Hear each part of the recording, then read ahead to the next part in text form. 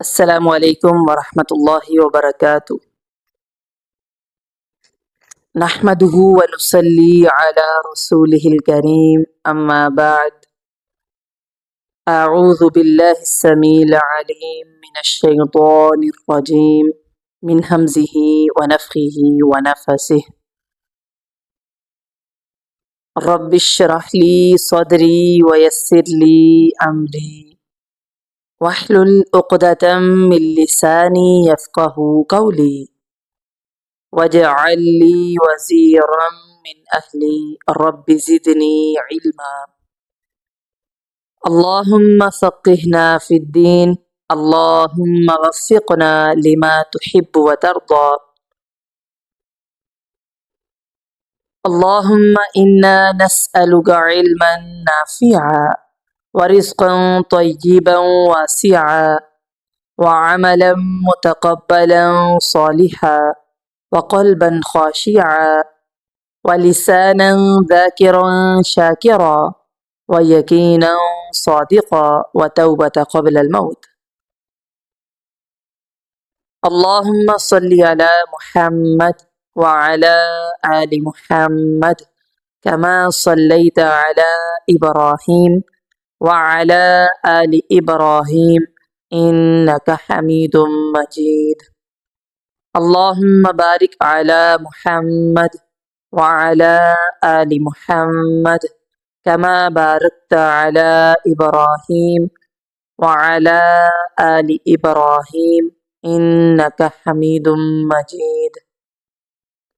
تمام طرح کی تعریفات، تحمیدات اور تسبیحات اللہ رب العالمین کے لیے ہے، جو اس کائنات کا خالق، مالک، رازق اور مدبر ہے۔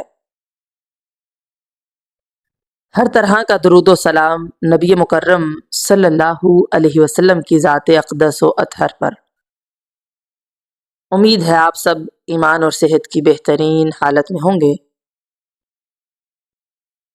اللہ تعالیٰ آپ سب کے علم میں، عمل میں، زندگیوں میں، وقت میں برکت عطا فرمائے۔ آج ہمارا موضوع ہے رشتہ داروں کے حقوق۔ ہم میں سے کوئی یہ نہیں کہہ سکتا کہ میرے رشتہ دار نہیں ہیں۔ سبھی کے رشتہ دار ہوتے ہیں، بہن بھائی ہیں، ماں کی طرف سے ہیں، والد کی طرف سے ہیں، قریب کے ہیں، دور کے ہیں، درجات میں فرق ہے، لیکن بہرحال رشتہ دار ہیں۔ آج انشاءاللہ العزیز ہم کم ترین وقت میں جامع انداز میں سمجھیں گے کہ رشتہ داروں کے حقوق کیا ہیں، یا پھر آپ ایسے سمجھ لیجئے رشتہ داروں کے حوالے سے ہم یہ سیکھیں گے کہ ہم پر کیا کیا لازم ہے، فرض ہے۔ حضرت ابو ایوب بیان کرتے ہیں کہ نبی مکرم صلی اللہ علیہ وسلم ایک سفر میں تھے۔ ایک بدو آپ کے سامنے آ گیا اور عرض کیا کہ اللہ کے رسول علیہ السلام، مجھے بتائیے کوئی ایسا عمل جو مجھے جنت کے قریب کر دے اور دوزخ سے دور کر دے۔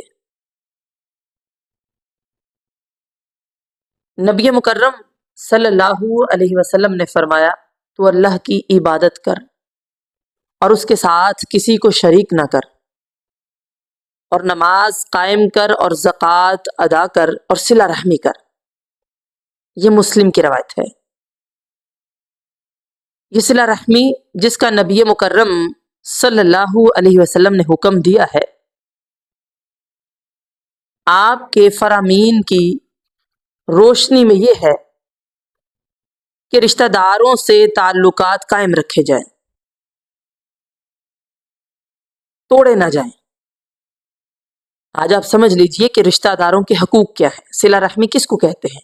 سب سے پہلے جتنے رشتہ دار ہیں ان سے تعلقات قائم رکھے جائیں، تعلقات ختم نہ کیے جائیں، ان کے دکھ سکھ میں شرکت کی جائے، اور ساتھ ہی ساتھ ان سے حسن سلوک کیا جائے، اور یہاں تک بس نہیں، انہیں مالی اور جسمانی دونوں اقسام کی امداد دی جائے، مالی بھی مدد کی جائے، اور جہاں ضرورت پڑے ان کے کام بھی کیے جائیں۔ اور آخری چیز کیا ہے، اگر وہ صلہ رحمی نہ بھی کریں آپ سے، وہ اچھا سلوک نہیں کر رہے، اچھی بات نہیں کرتے، آپ کا دل بھی دکھا دیتے ہیں، تب بھی ان سے صلہ رحمی کی جائے، تب صلہ رحمی کا مفہوم مکمل ہوتا ہے۔ صلہ رحمی کی تاکید اللہ تعالیٰ نے قرآن مجید میں بھی کی ہے۔ سورہ النساء کی پہلی آیت میں فرمایا گیا ہے وَاتَّقُوا اللَّهَ الَّذِي تَسَاءَلُونَ بِهِ وَالْأَرْحَامَ، اس اللہ سے ڈرو جس کا واسطہ دے کر تم ایک دوسرے سے اپنے حق مانگتے ہو۔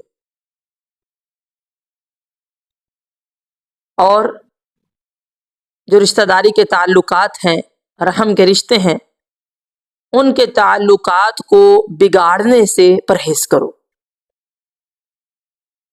اسی طرح سورہ الروم میں اللہ تعالیٰ نے حکم دیا ہے فَآتِ ذَا الْقُرْبَى حَقَّهُ وَالْمِسْكِينَ وَابْنَ السَّبِيلِ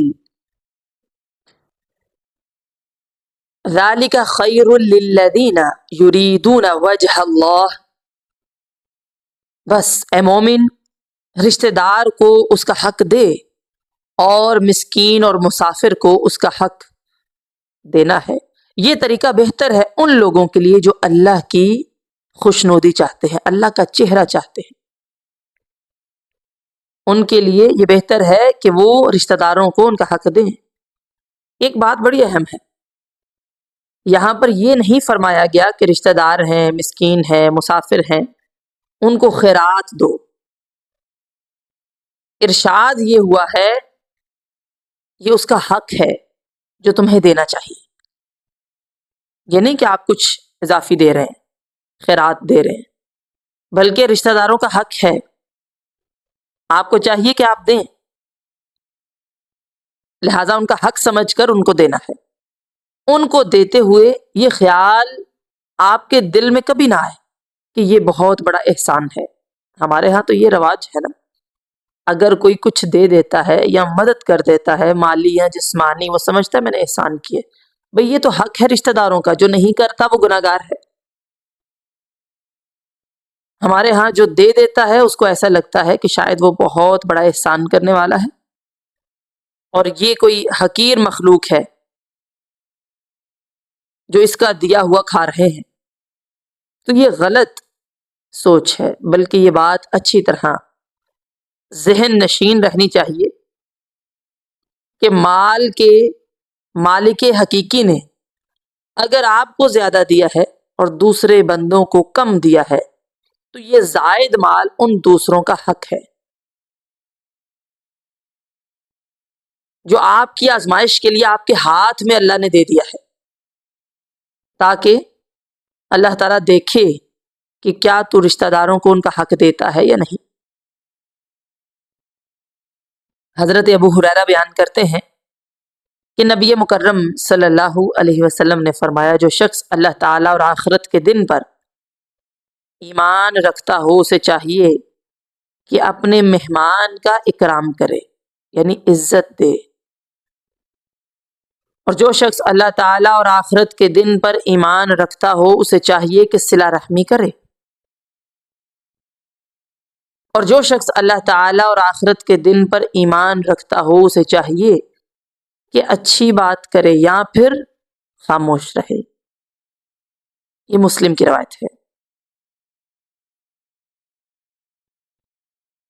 حضرت ابو ہریرہ بیان کرتے ہیں کہ نبی مکرم صلی اللہ علیہ وسلم نے فرمایا کہ نسب کی اتنی تعلیم حاصل کر لو جس سے اپنے رشتہ داروں سے تم مل سکو، یعنی اتنا معلوم ہو یہ کون ہے، اس کا رشتہ کیا ہے، کیونکہ صلہ رحمی سے اپنے لوگوں میں محبت پیدا ہوتی ہے، مال بڑھتا ہے اور موت پیچھے ہٹتی ہے، یعنی عمر لمبی ہوتی ہے۔ یہ ترمذی کی روایت ہے۔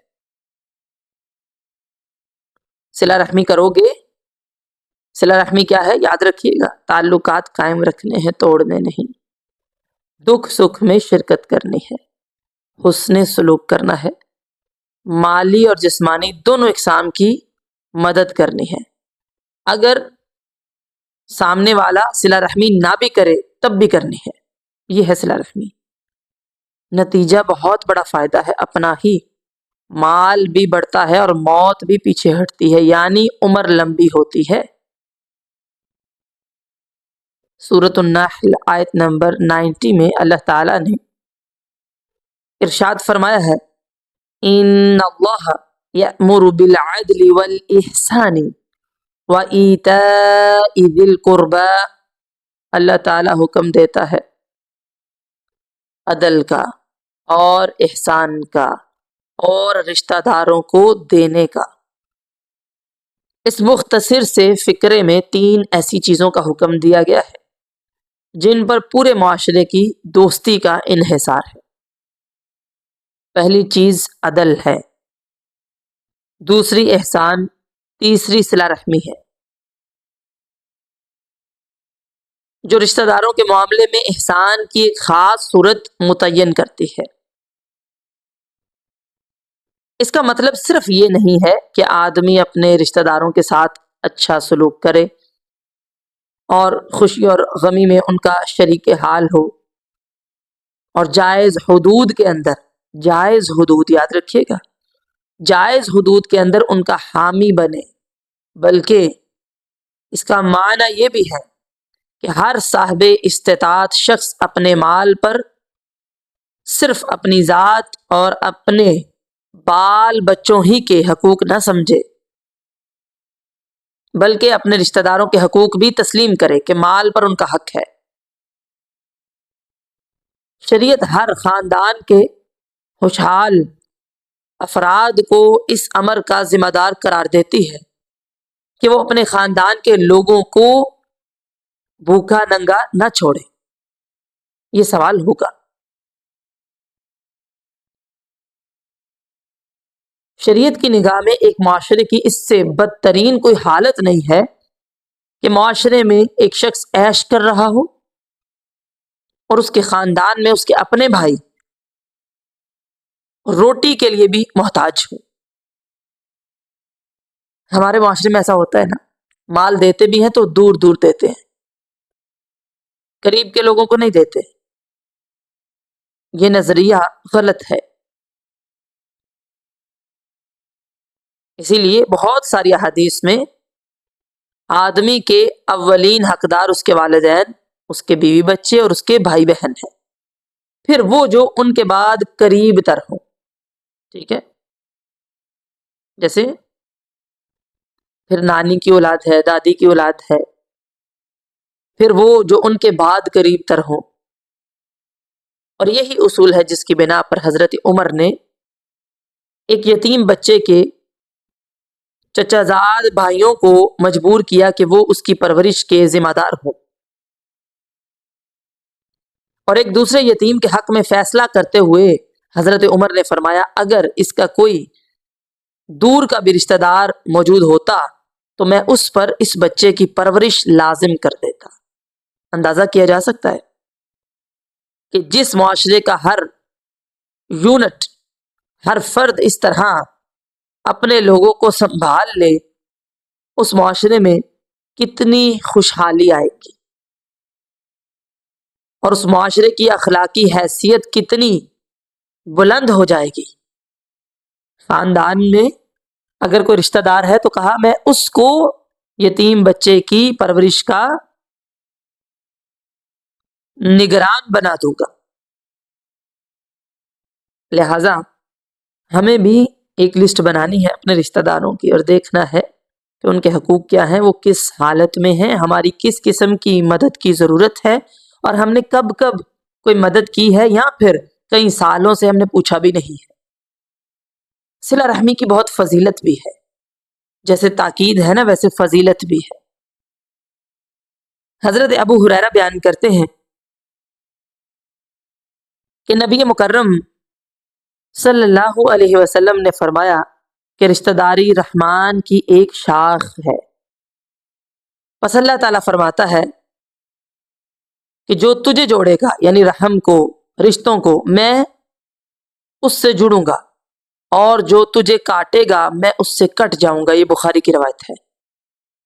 مراد یہ ہے کہ جو شخص رشتہ داروں سے تعلقات قائم رکھے گا، ان سے حسن سلوک کرے گا، اسے بدلے میں اللہ تعالیٰ کا قرب حاصل ہوگا اور اللہ کی رحمت اس پر سایہ کرے گی۔ اچھا، اس کے برعکس جو رشتہ داروں سے تعلقات توڑے گا، ان سے بدسلوکی کرے گا، ان کے حقوق ادا نہیں کرے گا، وہ اللہ تعالیٰ کی رحمت سے دور ہو جائے گا۔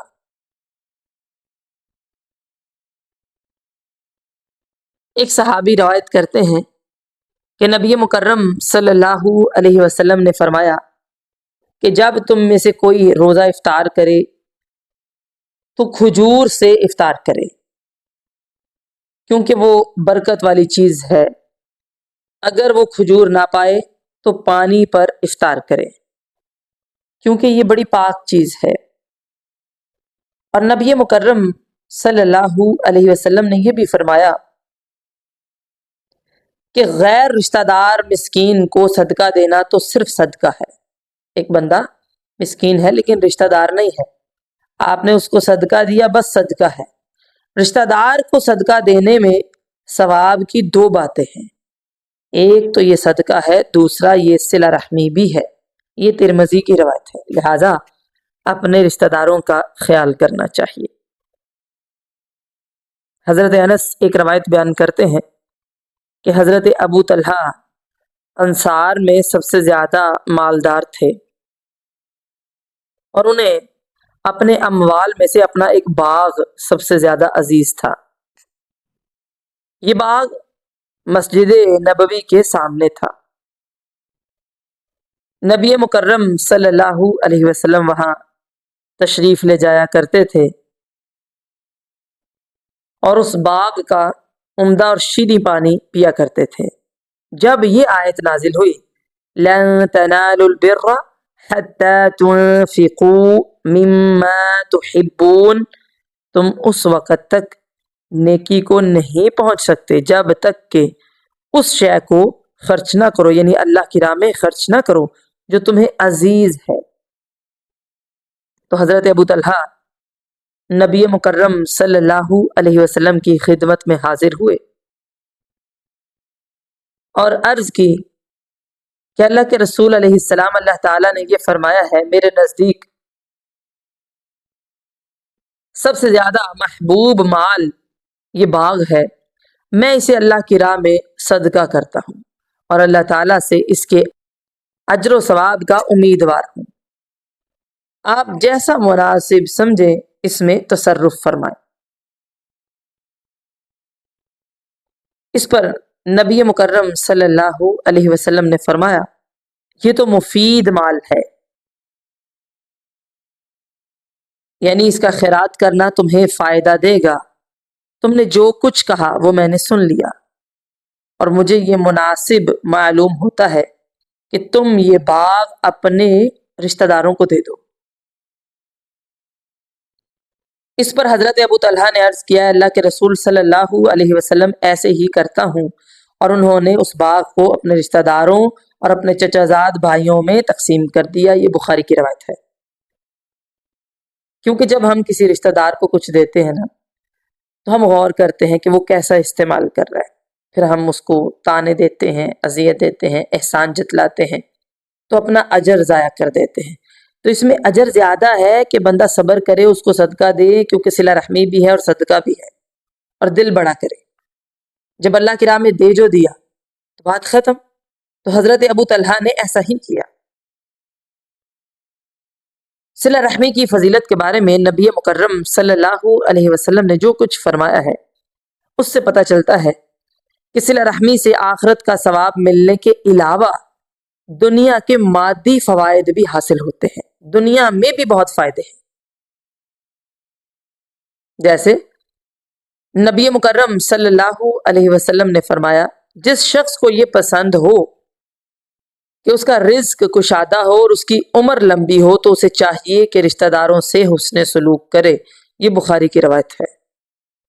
حقیقت یہ ہے کہ انسان اپنی جس چیز کو اللہ تعالیٰ کی خوشنودی حاصل کرنے کے لیے خرچ کرے اس میں برکت ہوتی ہے، اور وہ بڑھتی جاتی ہے. جو کچھ آپ بڑھانا چاہتے ہیں نا وہ آپ اللہ کی راہ میں لگائیں. رشتہ داروں سے حسن سلوک کرتے ہوئے انسان ایک تو اپنا مال ان کے لیے خرچ کرتا ہے، دوسرا اپنی زندگی کا کچھ وقت ان کی خدمت میں لگاتا ہے. لہٰذا مال اور عمر دونوں میں برکت ہوتی ہے. اس لیے کوئی رشتہ دار آ جائے، کسی کو کوئی ضرورت ہو، آپ اس کی مدد کر رہے ہیں، اکتائیں نہیں. سمجھیں کہ مال میں اور عمر دونوں میں برکت ہوگی. اس کے علاوہ اگر اسبابی نقطۂ نظر سے دیکھا جائے تو بھی یہ بات اچھی طرح سمجھ میں آ جاتی ہے کہ جہاں اہل خاندان اور رشتہ داروں میں ایک دوسرے سے محبت ہوتی ہے اور وہ ایک دوسرے کے دکھ سکھ میں شریک ہوتے ہیں، وہاں دلوں میں خوشی اور اطمینان زیادہ ہوتا ہے. اگر خاندان میں خنسی خوشی رہ رہے ہیں تو پھر ہم دیکھتے ہیں کہ اطمینان زیادہ ہوتا ہے. مگر جہاں رشتہ دار ایک دوسرے سے بدسلوکی کرتے ہیں، کام نہیں آتے، جلن ہے، کڑن ہے، اضطراب کا شکار ہے، لازمی نتیجہ ہے بیماریاں ہیں جو آج پھر عمر پر اثر انداز ہوتی ہیں. مشہور تابعی حضرت سعید بن مسیب کا ایک قول ہے کہ اس دولت میں کوئی خیر نہیں جس کو انسان اس نیت سے حاصل نہیں کرتا کہ اس کے ذریعے اپنے دین اور اپنی شرافت کو بچائے اور رشتہ داروں سے حسن سلوک کرے. اس میں کوئی خیر ہی نہیں ہے. جب بھی مال آئے نا سوچو کہ ہمارا دین محفوظ رہے، ہماری عزت محفوظ رہے، بے لباس نہیں ہو جانا، بے پردہ نہیں ہو جانا، دین نہیں خراب کر دینا مال کی خاطر، اور رشتہ داروں سے حسن سلوک کرنا ہے اللہ کی رضا کے لیے، بندوں کو راضی کرنے کے لیے نہیں. ویسے تو سبھی رشتہ دار صلہ رحمی کے حقدار ہوتے ہیں، لیکن احادیث رسول صلی اللہ علیہ وسلم میں بعض رشتوں کا خصوصی طور پر ذکر آیا ہے. جیسے مثال کے طور پر ترمذی کی ایک روایت ہے کہ نبی مکرم صلی اللہ علیہ وسلم نے فرمایا خالہ ماں کے درجے میں ہے. اسی طرح ابو داود کی روایت ہے کہ نبی مکرم صلی اللہ علیہ وسلم نے فرمایا کیا تم نہیں جانتے کہ آدمی کا چچا اس کے باپ کی طرح ہے. اسی طرح حضرت ابو سعید خدری بیان کرتے ہیں کہ رسول اللہ صلی اللہ علیہ وسلم نے فرمایا جس شخص کی 3 بیٹیاں یا 3 بہنیں ہوں یا 2 بیٹیاں یا 2 بہنیں ہوں، پھر وہ ان سے حسن سلوک کرے اور ان کے معاملے میں اللہ تعالیٰ سے ڈرے تو اس کے لیے جنت ہے. یہ ترمذی کی روایت ہے. یعنی بعض رشتوں کا خصوصی طور پر ذکر آیا ہے. حضرت عائشہ صدیقہ بیان کرتی ہیں کہ میں نے نبی مکرم صلی اللہ علیہ وسلم کی خدمت میں عرض کیا کہ اللہ کے رسول صلی اللہ علیہ وسلم میری جتنی ساتھی خواتین ہیں سب کی کنیت ہے، یعنی وہ اپنے اپنے کسی بچے کے نام سے اس کی ماں کہہ کر پکاری جاتی ہیں، جیسے ام محمد ہے، ام طلحہ ہے. حضرت عائشہ صدیقہ کہتی ہیں کہ میں نے یہ کہا کہ سب کی کنیت ہے مگر میری کوئی کنیت نہیں. اس پر نبی مکرم علیہ السلام نے فرمایا کہ تو بھی اپنے بیٹے عبداللہ کے ساتھ کنیت رکھ لے اور ام عبداللہ کہلانا شروع کر دے. عبداللہ حضرت عائشہ صدیقہ کے بھانجے کا نام ہے. ابو داود کی روایت ہے، یعنی بھانجے کے نام پر کنیت بھی رکھی جا سکتی ہے. حضرت عبداللہ بن زبیر تھے یہ، جو حضرت اسماء کے بیٹے اور حضرت عائشہ کے بھانجے تھے. یعنی نبی مکرم علیہ السلام نے بھانجے کو بھی بیٹے کی مانند قرار دیا.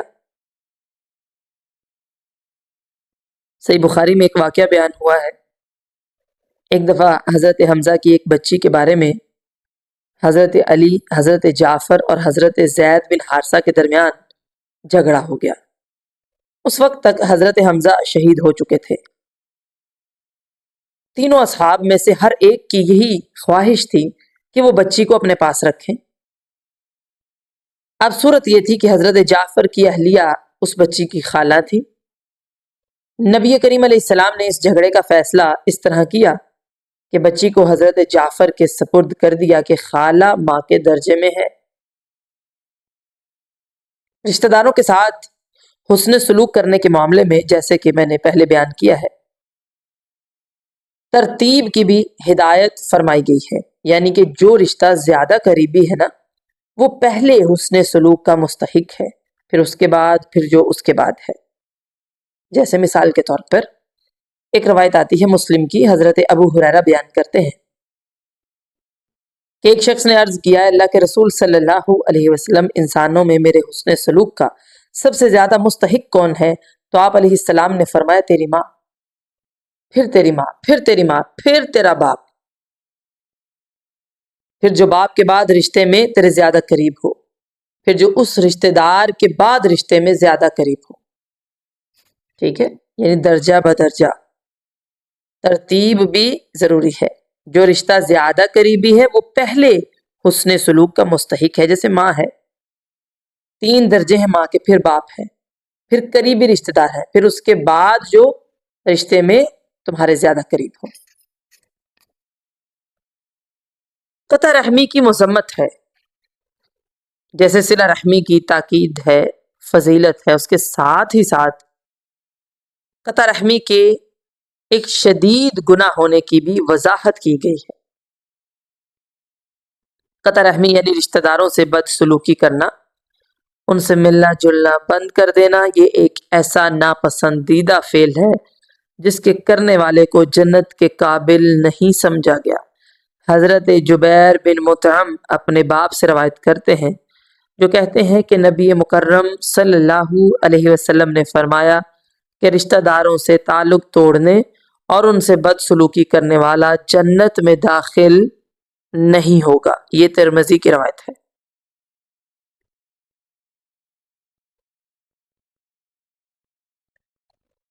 امام زین العابدین علی رحمہ اللہ کے بیٹے محمد بیان کرتے ہیں کہ میرے والد نے مجھے وصیت کی تھی کہ 5 آدمیوں کے ساتھ کبھی نہ رہنا۔ میں نے عرض کیا، کون؟ فرمایا کہ فاسق کے ساتھ، کیونکہ وہ تمہیں ایک لقمے بلکہ اس سے بھی کم میں بیچ دے گا۔ میں نے پوچھا کہ اس سے کم کیا شے ہے؟ فرمایا، ایک لقمے کی طمع کی جائے اور وہ بھی نہ ملے، یعنی اس کے لیے بھی تمہیں بیچ دے گا، یعنی صحبت اچھی ہونی چاہیے۔ میں نے پوچھا دوسرا کون ہے؟ فرمایا بخیل، وہ اس چیز کو جس کی تمہیں سب سے زیادہ ضرورت ہوگی تم سے علیحدہ کر دے گا، یعنی بخیل سے بھی بچو۔ میں نے پوچھا تیسرا کون ہے؟ فرمایا کذاب، وہ سراب کی طرح قریب کو تم سے دور کرے گا اور دور کو قریب، یعنی بات کو کچھ کا کچھ کر دے گا، اس سے دور رہو۔ اپنی صحبتیں دیکھنی چاہیے، پہلا فاسق، دوسرا بخیل اور تیسرا کذاب۔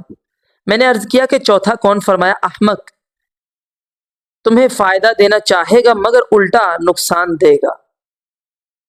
میں نے کہا پانچواں کون؟ فرمایا رشتہ داروں سے تعلق توڑنے والا، ان سے بد سلوکی کرنے والا، بد زبانی کرنے والا۔ میں نے اسے اللہ کی کتاب میں 3 مقامات پر ملعون پایا ہے، یعنی اس پر لعنت کی گئی ہے۔ آج کل آپ نے دیکھا کہ یہ چیز عام ہو گئی ہے کہ اگر کوئی بات کرے تو اس کو 2-4 اور جواب دو۔ تو قطع رحمی کرنا، تعلق توڑنا، بد سلوکی کرنا، بد زبانی کرنا، یہ گناہ ہے۔ جس طرح صلہ رحمی آخرت کے ثواب کا ذریعہ بننے کے علاوہ دنیا میں بھی مفید ثابت ہوتی ہے، اسی طرح قطع رحمی بھی ایک ایسا گناہ ہے کہ آخرت کے عذاب سے پہلے دنیا میں بھی اس کی سزا مل جاتی ہے۔ نبی مکرم صلی اللہ علیہ وسلم نے فرمایا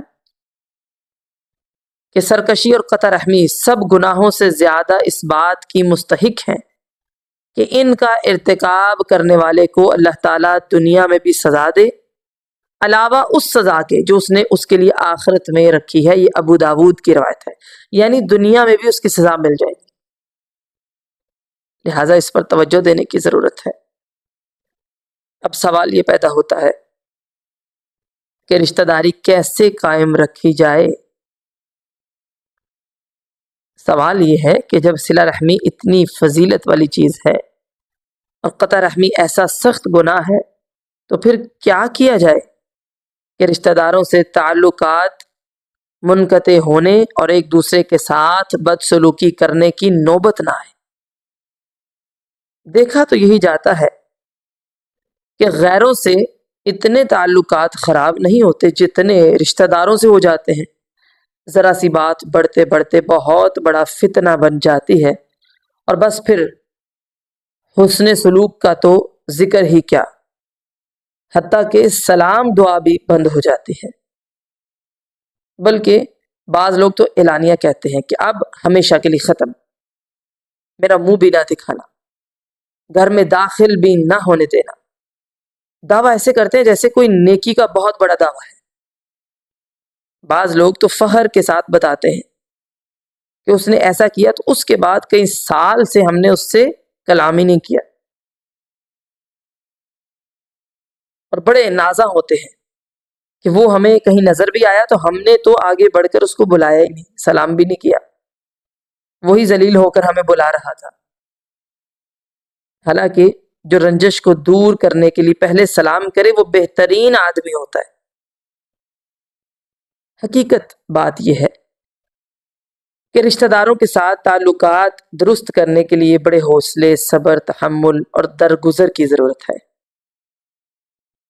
اس لیے کہ بس اوقات فریقین میں سے کسی نے بھی ارادی طور پر دوسرے سے کوئی بدسلوکی نہیں کی ہوتی، بس غلط فہمیوں ہی کی بنا پر معاملات خراب ہوتے ہیں، بات بڑھ جاتی ہے اور پھیلتی چلی جاتی ہے۔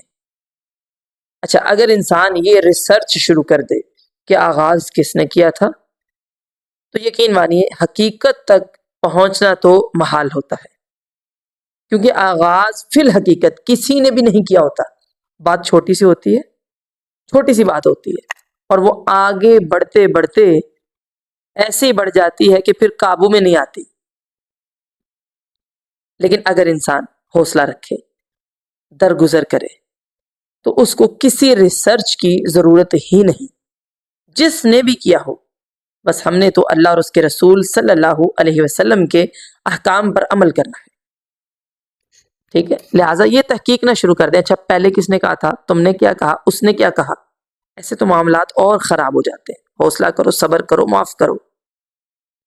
اگر بد سلوکی کا آغاز ہم نے کیا ہے، پھر یہ اور بھی زیادہ ضروری بات ہے کہ صلح کی کوشش بھی ہم ہی کریں، اور اگر بد سلوکی دوسری طرف سے شروع ہوئی ہے پھر ہمارے لیے یہ زیادہ فضیلت کی بات ہے کہ ہم بے گناہ ہونے کے باوجود حالات کو درست کرنے کے لیے پہل کر لیں، کیونکہ نبی مکرم صلی اللہ علیہ وسلم کا فرمان ہے، صحیح معنوں میں صلہ رحمی یہی ہے کہ ہم ان رشتہ داروں سے صلہ رحمی کریں جو ہم سے صلہ رحمی نہیں کرتے۔ حضرت عبداللہ بن عمر بیان کرتے ہیں کہ رسول اللہ صلی اللہ علیہ وسلم نے فرمایا کہ صلہ رحمی کرنے والا وہ نہیں جو اپنے رشتہ داروں کی طرف سے کی گئی صلہ رحمی کے جواب میں صلہ رحمی کرے، بلکہ صلہ رحمی کرنے والا تو وہ ہے کہ جب اس سے قطع رحمی کی جائے تو وہ اس کے جواب میں صلہ رحمی کرے۔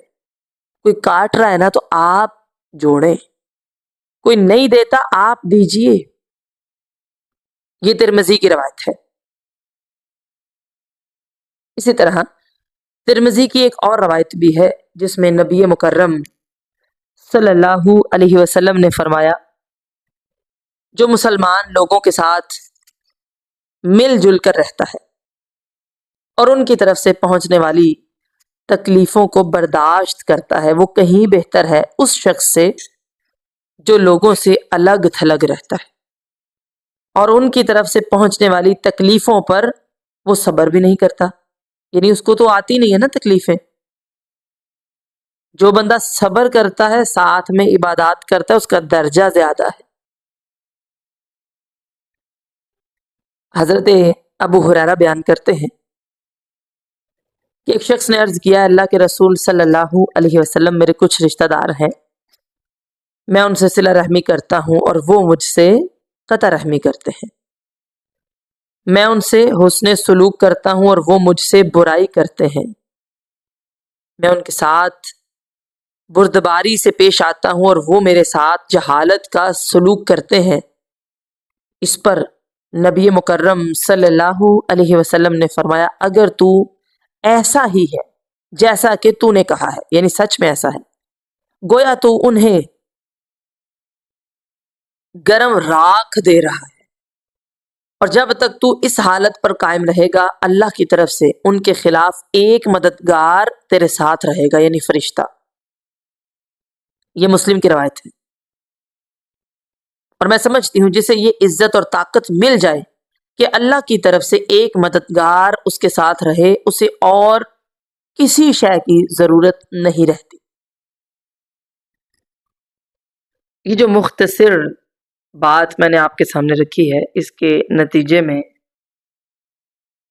میں چند گزارشات کرنا چاہوں گی کہ ہم کس طرح صلہ رحمی کر سکتے ہیں، اس کو آسان بنا سکتے ہیں اور دنیا اور آخرت میں اجر و ثواب کے امیدوار بن سکتے ہیں. سب سے پہلی چیز وہ یہ کہ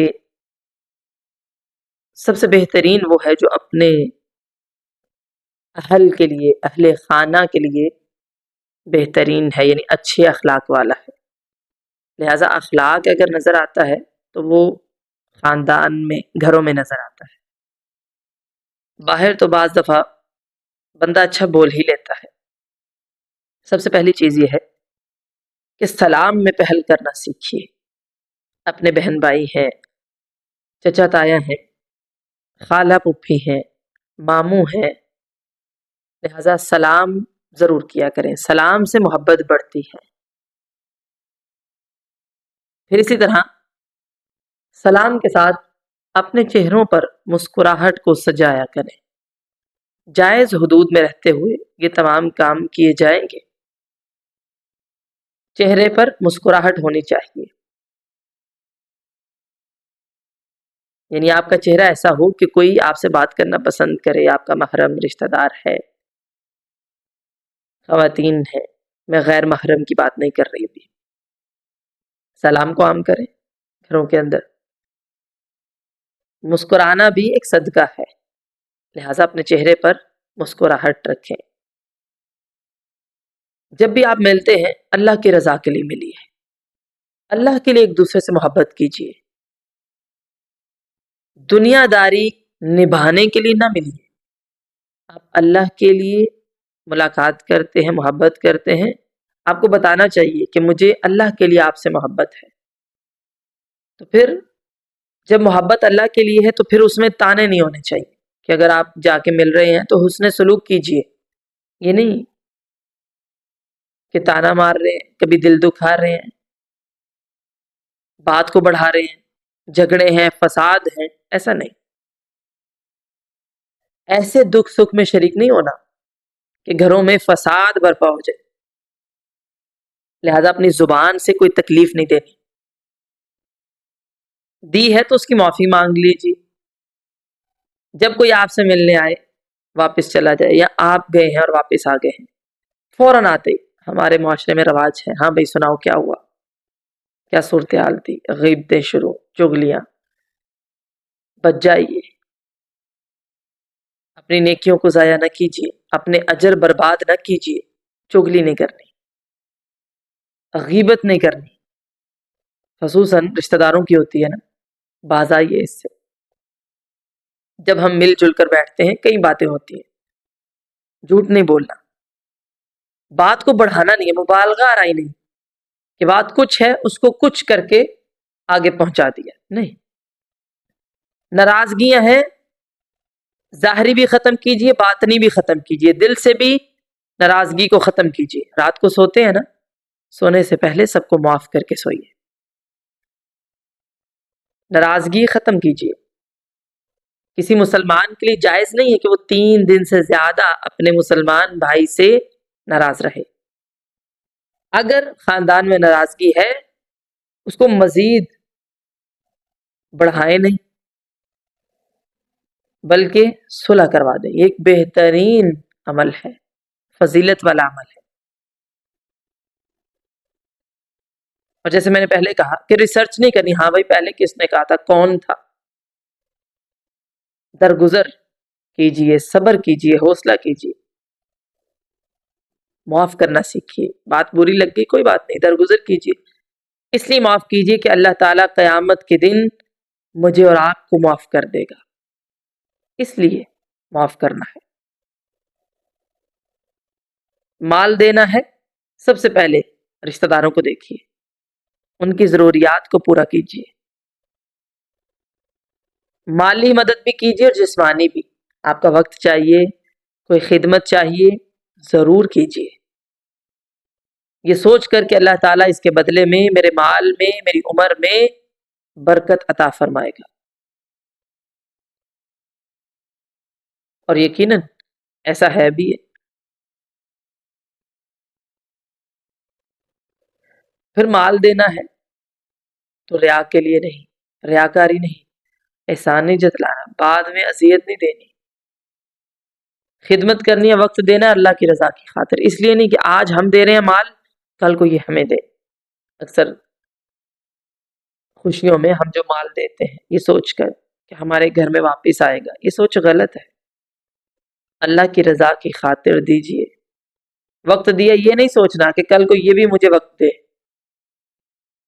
لہذا اللہ کی رضا کے لیے خدمت کیجیے اور خیر خواہی کا جذبہ رکھیے اپنے دلوں میں. اپنے دلوں کو تنگ نہ کیجیے. پھر ان کے لیے دعائے خیر بھی کیجیے، ہدایت کی دعا بھی کیجیے، ایمان کی دعا بھی کیجیے، برکت کی، رحمت کی دعا بھی کیجیے. وہ سامنے موجود نہیں بھی ہے تو آپ اپنے رشتہ داروں کو دعاؤں میں یاد رکھا کریں. آپ جو ان کے لیے مانگیں گے نا اللہ تعالیٰ وہ آپ کو عطا کرے گا. پھر دین کی دعوت ضرور دیجیے. اگر آپ کو اللہ تعالیٰ نے ہدایت دی ہے، صراط مستقیم دکھایا ہے، پھر آپ بھی دعوت دیجیے تاکہ وہ محروم نہ رہے، آگ سے بچ جائے. خیر خواہی کے جذبے کے ساتھ، تانا نہیں دینا، تنقید نہیں، دل میں ایک تڑپ ہے اور دعا بھی کرے. آئیے دوبارہ سے دیکھتے ہیں کہ صلہ رحمی کی فضیلت کیا ہے اور ہم نے کیا کیا کرنا ہے. یہ پوائنٹس آپ لکھ لیجئے گا، انشاءاللہ فائدہ ہوگا. سب سے پہلے تو صلہ رحمی کی تعریف ہے. رشتہ داروں سے تعلقات قائم رکھنے ہیں، ختم نہیں کرنے.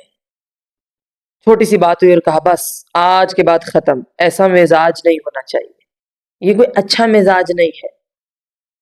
ان کے دکھ سکھ میں شرکت کرنی ہے، ان کے دکھ میں دکھی اور سکھ میں سکھی. ان سے حسن سلوک کیا جائے، زبان درازی نہیں کرنی، بد کلامی، جواب دینا نہیں، جاسوسی، ٹو کرنا، یہ مزاج نہیں رکھنا. مالی مدد بھی کرنی ہے، جسمانی بھی کرنی ہے. اگر آپ کوئی کام کر رہے ہیں اللہ کی رضا کی خاطر کر رہے ہیں، اور اگر وہ آپ سے صلہ رحمی نہ بھی کریں تو آپ کیجئے، بلکہ آپ ان رشتہ داروں کو ڈھونڈیے جو آپ کو کچھ نہیں دیتے، ان کو دیجئے. ٹھیک ہے، جو توڑتے ہیں ان سے جوڑیے. اگر کوئی جہالت برتتا ہے آپ بردباری دکھائیے، اس کو صبر اور تحمل کا مظاہرہ کیجیے. اللہ تعالیٰ نے صلہ رحمی کی تاکید کی ہے، اور یہ نہیں کہا کہ یہ خیرات ہے بھئی ان کو دے دو، بڑا احسان ہے، نہیں، بلکہ یہ ان کا حق ہے. فَآتِ ذَا الْقُرْبَى حَقَّهُ، ان کو ان کا حق دو. تمہارے مال میں رشتہ داروں کا حق ہے، درجہ بدرجہ. سوچئے کون سا رشتہ دار ہے جو کبھی نہیں آیا، جس کو ہم نے پوچھا نہیں. کوئی بیمار ہو جائے ہم جاتے نہیں، اور اگر جاتے ہیں تو ان کا کام اور بڑھا دیتے ہیں. بلکہ میں تو یہ کہوں گی جب آپ کسی کی عیادت کے لیے جائیں، کھانے پینے کے لیے لے کر جائیں، ان کو تنگی نہ دیں. کوئی پریشان ہے اس کی پریشانی کو حل کیجیے. تو اللہ تعالیٰ نے امیروں کے مال میں غربا کا حق رکھا ہے، رشتہ داروں کا حق رکھا ہے، لہذا صلہ رحمی کرو، جس سے معاشرہ بہت ہی کمال کا وجود میں آتا ہے، اس کی اخلاقی حیثیت بہت پاکیزہ اور بلند ہو جاتی ہے کہ خیر خواہی کا جذبہ ہے ہمارے اندر۔ آج کل گھروں میں ایک ماں کی اولاد ہے، بچوں میں اتفاق نہیں ہے، اتحاد نہیں ہے۔ ہم سنتے ہیں خبریں، بھائی نے بھائی کو قتل کر دیا، کیا ہے؟ دینی تربیت نہیں ہے، دین سے دوری ہے۔ صلہ رحمی کی بہت فضیلت ہے، جو رشتوں کو ملاتا ہے اللہ تعالی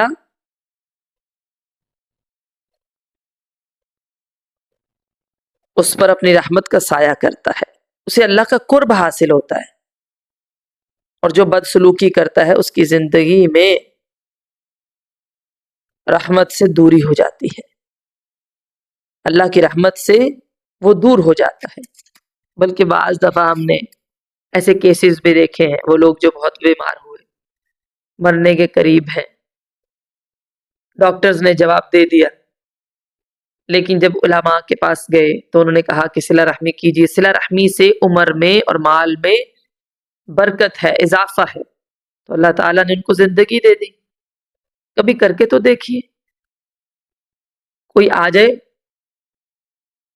ماتھے پر بل نہیں آنے چاہیے، بلکہ دل کو وسیع کرنا چاہیے، مہمان کا اکرام کرنا چاہیے، اس کا خیال کرنا چاہیے، محض اللہ کی رضا کے لیے، لوگوں کو خوش کرنے کے لیے نہیں کہ آج ہم کر رہے ہیں کل کو یہ ہمارا اسی طرح کریں گے، آج ہم نے 2 کھانے بنائے ہیں یہ 3 بنائیں گے، ہم نے 5,000 دیا ہے یہ 10,000 دیں گے، یہ تو ایک طمع ہے، لالچ ہے۔ اللہ کی رضا کے لیے دیجیے، یقین مانیے یہ جو آپ رشتہ داری نبھاتے ہیں، آپ صرف اس میں اللہ کی رضا لے آئیے، یہ عبادت ہے بہت بڑی۔ صدقہ کرنا ہے، پہلے اپنے رشتہ داروں کو دیکھیے، اس میں صبر چاہیے، حوصلہ چاہیے۔ رزق آپ چاہتے ہیں کہ کشادہ ہو، فقر دور ہو، غریبی دور ہو، صلہ رحمی کیجیے۔ عمر لمبی ہو آپ چاہتے ہیں، آپ کی عمر میں برکت ہو، محتاجی نہ ہو، تو رشتہ داروں سے حسن سلوک کیجیے، اچھا کلام کیجیے، اچھی بات کیجیے، اللہ کی رضا کی خاطر۔ اس مال میں کوئی خیر نہیں ہے جس میں انسان کی نیت یہ ہے کہ بس یہ بڑھتا چلا جائے، طمع ہے، لالچ ہے، اور وہ رشتہ داروں کو کچھ بھی نہیں دیتا، خود تو امیر ہے۔ ایسی امیری کا کیا فائدہ کہ ہم بہت اعلیٰ کپڑے پہنتے ہیں، اعلیٰ جوتے پہنتے ہیں، ہمارے رشتہ دار غریب ہیں، تو کیا ہم سے سوال نہیں ہوگا؟ اور بعض خاص طور پر کچھ رشتے ایسے ہیں جن کا خصوصی طور پر ذکر آیا ہے، جیسے خالہ، جیسے چچا، بہنیں، بیٹیاں۔ خالہ ماں کے درجے میں ہے، پھر باپ کے رشتہ دار ہیں جو زیادہ قریب ہیں، پھر اس کے بعد صلہ رحمی کرو۔ قطع رحمی کرنے والا جنت میں داخل نہ ہوگا۔ آج چھوٹی سی بات ہو، بچوں کا جھگڑا ہو جائے، لوگ رشتے ختم کر دیتے ہیں، بس معاملہ ختم بھائی۔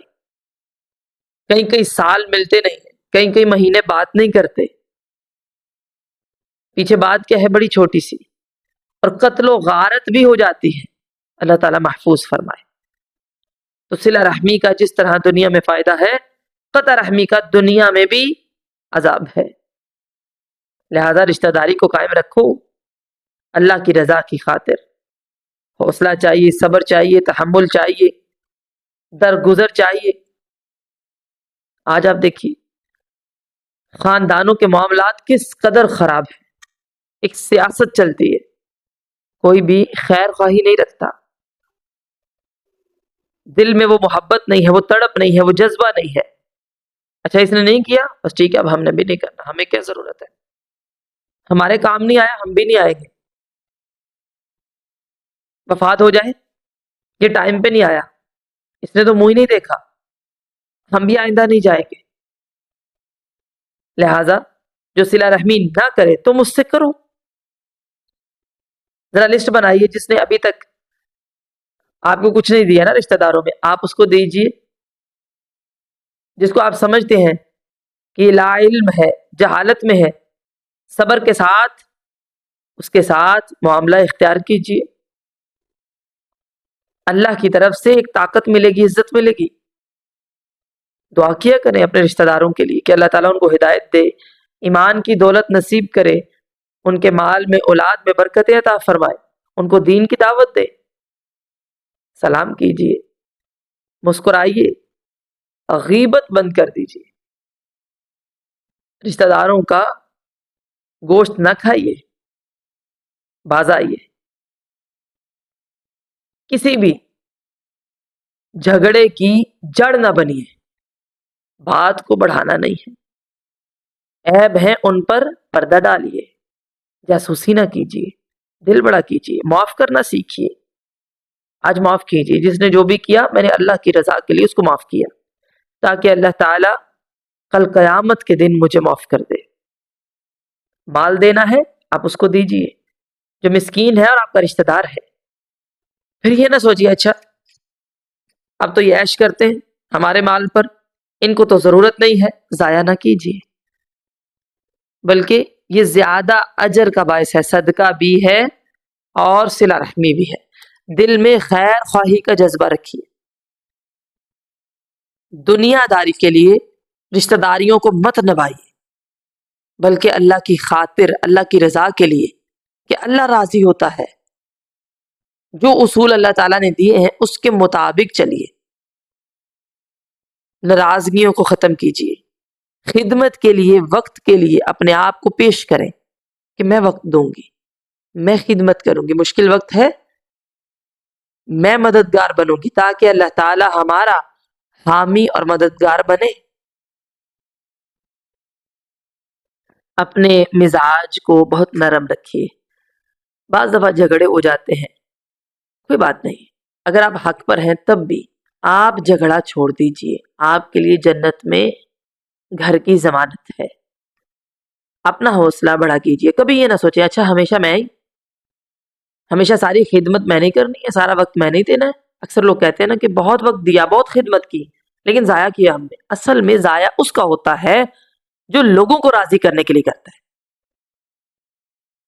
کہ اس کا دل ہوتا ہے اب میں نے کیا ہے، اب سب لوگ میری تعریف کریں، میرے آگے پیچھے گھومیں۔ جو اللہ کی رضا کی خاطر کرتا ہے اس کا ضائع نہیں ہوتا۔ یہ ذہن بنائیے، جو کیا ہے میں نے اللہ کی رضا کے لیے کیا ہے۔ حدیث میں آتا ہے جو بندہ اللہ تعالیٰ کے لیے کسی سے محبت کرے اسے چاہیے کہ اس کو بتائے، کہیے کہ مجھے اللہ کے لیے آپ سے محبت ہے، اظہار ضروری ہے، کیجیے۔ مزاج نرم، گھروں میں رہتے ہیں، خاندان میں ملتے ہیں، زبان اچھی، ہماری زبان سے، ہمارے ہاتھ سے دوسرے لوگ محفوظ رہیں، بالاولا ہمارے رشتہ دار محفوظ رہیں۔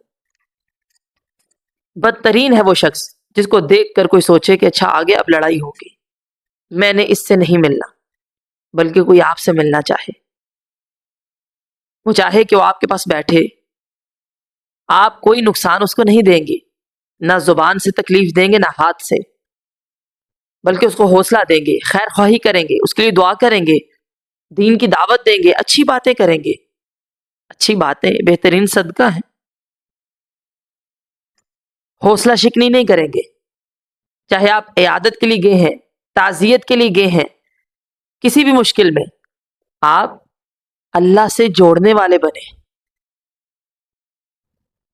جب بھی اپنے آپ کو خدمت کے لیے پیش کرنا ہے یا آپ نے مال دینا ہے، ذہن نشین کیجئے کہ ہم یہ تمام کام اللہ کی رضا کے لیے کر رہے ہیں، کسی بندے کو راضی کرنے کے لیے نہیں، تو انشاءاللہ یہ اجر ضائع نہیں ہوں گے۔ وقت تو گزر جائے گا لیکن اجر باقی رہ جائیں گے۔ لہٰذا جو پوائنٹس میں نے لکھوائے ہیں ان پر عمل کیجئے، اور زندگی میں کچھ وقت ضرور اپنے رشتہ داروں کے لیے نکالیے، چاہے ہفتے میں آپ کو ایک دن رکھیں جس میں آپ کسی ایک رشتہ دار کو ضرور ملیں یا فون کریں۔ بعض دفعہ بعض رشتہ دار ہوں گے آپ کے بڑے قریبی ہوں گے، محرم رشتے ہوتے ہیں ہمارے، اگر وہ ہمیں فون نہیں کرتے تو کئی سال تک ہم بھی نہیں کرتے، لہٰذا رشتہ داروں کا حق ہے، ان کا خیال کیجئے، اپنے آپ کو پیش کیجئے، کچھ وقت ضرور نکالیے، تاکہ ہماری عمر میں، ہماری زندگیوں میں، ہمارے مال میں اللہ تعالیٰ وسعتیں اور برکتیں عطا فرمائے۔ رشتہ داری سے متعلق ایک اور بڑی اہم بات یہ ہے کہ جائز حدود میں رہتے ہوئے ہم نے تمام رشتوں کو نبھانا ہے، اللہ تعالیٰ کی نافرمانی والے کام نہیں کرنے۔ اور بعض دفعہ ذہن میں آتا ہے کہ پردے سے قطع رحمی ہو جاتی ہے، جبکہ ایسا نہیں ہے۔ پردہ کوئی آڑ نہیں ہے، صلہ رحمی میں کوئی مسئلہ نہیں آتا، یہ ایک الگ موضوع ہے۔ انشاءاللہ پھر زندگی رہی تو اس پہ ضرور بات کریں گے۔ بہرحال ابھی کے لیے اتنا کافی ہے۔ اللہ تعالیٰ ہمیں کہنے اور سننے سے زیادہ عمل کی توفیق عطا فرمائے۔ اس قرآن کو اللہ تعالیٰ ہمارے دل کا نور اور سینے کی بہار بنائے، ہمارے غموں کا مداوا بنائے، ہمارے اعمال کو اللہ تعالیٰ اس قرآن کے ساتھ مزین فرمائے۔ اللہ تعالیٰ ہمارے گھروں کو امن کا، سکون کا، دین کا گہوارہ بنائے۔ ہمارے خاندانوں میں اللہ تعالیٰ اتحاد جیسی نعمت عطا فرمائے۔ آج ہم پریشان ہیں، اللہ تعالیٰ ہماری پریشانیوں کو آسانیوں میں بدلے۔ تنگ دست ہیں، ہماری تنگ دستیوں کو فراخیوں میں بدلے۔ جو بے روزگار ہیں اللہ تعالیٰ ان کو پاکیزہ اور وسیع اور حلال رزق عطا فرمائے۔ جو بے اولاد ہیں اللہ تعالیٰ ان کو صاحب اولاد کرے۔ جن کی اولادیں موجود ہیں اللہ تعالیٰ ان کو نیک اور صالح بنائے۔ اللہ تعالیٰ ہم سب کو علم نافع عطا فرمائے اور اس پر عمل کی بھی توفیق عطا فرمائے۔ وآخر دعوانا ان الحمد للہ رب العالمین۔ سبحانک اللہم وبحمدک نشہد ان لا الہ الا انت نستغفرک ونتوب الیک۔ والسلام علیکم ورحمۃ اللہ وبرکاتہ۔